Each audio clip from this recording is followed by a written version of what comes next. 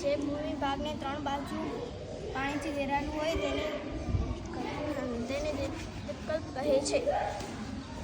જે ભૂમિભાગથી ચારે બાજુ સમુદ્રથી ઘેરાયેલો હોય તેને ટાપુ કહેવાય છે. જે જળ વિસ્તાર 3 બાજુ ભૂમિથી ઘેરાયેલો હોય તેને અખાત કહે છે. જેમ કે દાખલા તરીકે કચ્છનો અખાત અને ખંભાતનો અખાત. જે 2 બાજુ પાણી ભરેલું હોય તેને ભૂશીર કહેવાય છે.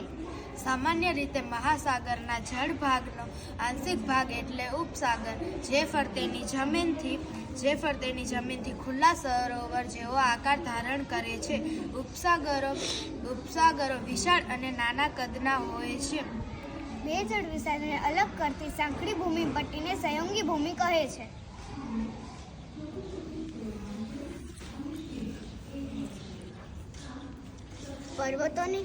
પર્વતોની હારમાળા